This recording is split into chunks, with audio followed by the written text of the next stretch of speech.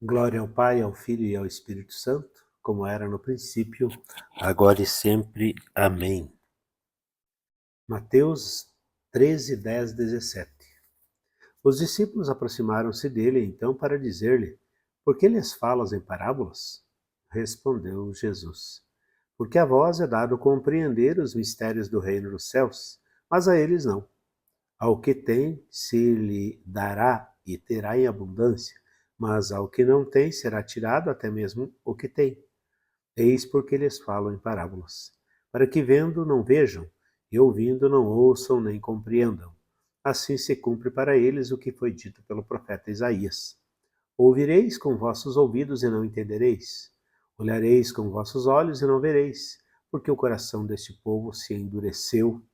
Taparam seus ouvidos e fecharam seus olhos, para que seus olhos não vejam e seus ouvidos não ouçam, nem seu coração compreenda, para que não se convertam e eu os sare. Mas quanto a vós, bem-aventurados os vossos olhos, porque veem, ditosos os vossos ouvidos, porque ouvem. Eu vos declaro, em verdade, muitos profetas e justos desejaram ver o que vedes e não viram, ouvir o que ouvis e não ouviram. Palavra da salvação. Glória a vós, Senhor.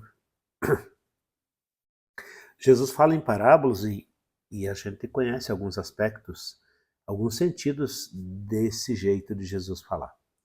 Da forma que Jesus explica aqui, podemos até compreender como se fosse uma linguagem um tanto codificada, que é falada para aqueles que estão dentro do grupo de Jesus, aqueles que se aproximam e querem participar, mas não entendem aqueles que se aproximam somente por curiosidade ou somente, quem sabe, digamos assim, vou usar uma palavra meio fora de contexto aqui, mas para espionar, digamos assim, aquilo que Jesus fala. Então Jesus dá essa declaração. Agora nós sabemos que a parábola é pedagógica porque ela faz comparações, ela cita coisas do cotidiano. Então Jesus coloca dessa forma aí, mas principalmente por isso. Ele já está dando na motivação, né, naquilo que ele diz que é o motivo das parábolas, ele já está falando por que é, porque ele fala dessa forma. Então aqueles que estão próximos, aqueles que se aproximam, que se abrem, que acolhem, que querem realmente caminhar com ele, eles vêm, se abrem, compreendem e entendem a parábola. E Jesus vai explicando tudo isso. Aquele que vem somente por curiosidade, por outro interesse, não consegue entender, né? Ele esfria, ele endurece o seu coração, ele não acrescenta nada de sabedoria, de entendimento. Então, as parábolas, elas desafiam aquele que ouve a buscar a verdade e não ser passivo, a compreender a verdade e a assimilar essa verdade para uma mudança de vida. Então, de certa forma, Jesus está colocando ali para eles e para nós a questão da lei da receptividade, né? Aquilo que o que eu aprendo? Eu aprendo aquilo que eu ouço, que eu vejo e que eu acolho para mim e que procuro pôr em prática. Isso é aprendizado. Aquilo que eu vejo, que eu ouço, mas que eu não assimilo, que eu não aceito, que eu não admito, que passa por mim e eu não agrego nada na minha vida, eu não aprendo, né? Fica vazio. Então, dessa forma também é o coração insensível que Jesus cita, né, do profeta Isaías, para explicar que o problema em si, então a dificuldade não está nem na questão da parábola, de entender, quem sabe, uma parábola mais difícil, uma comparação mais difícil. Mas o problema está na atitude do povo, na atitude de cada pessoa, na atitude de cada um de nós. Coração endurecido, fecha os olhos, tapa os ouvidos, para não se converter e não ser curado. É isso que Jesus cita do profeta Isaías.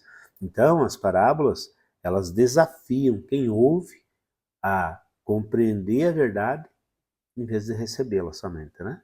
A compreender que aquilo que Jesus está falando não é uma verdade a respeito da vida, a respeito do reino, a respeito de Deus.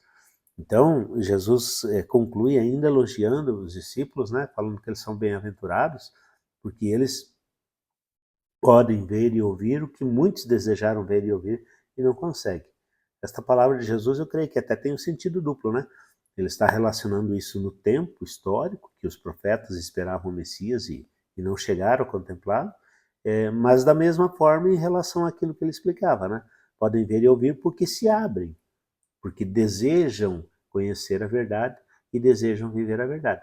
Nesse sentido, nós podemos também nos considerar bem-aventurados quando nos abrimos e quando queremos acolher a palavra de Deus para a nossa vida, para sustentar, para encaminhar, para direcionar a nossa vida. Então aí também somos bem-aventurados porque os nossos olhos, os nossos ouvidos podem contemplar e ouvir a verdade dita por Jesus e deixada por Jesus. Deus abençoe e ilumine você. Em nome do Pai, do Filho e do Espírito Santo. Amém.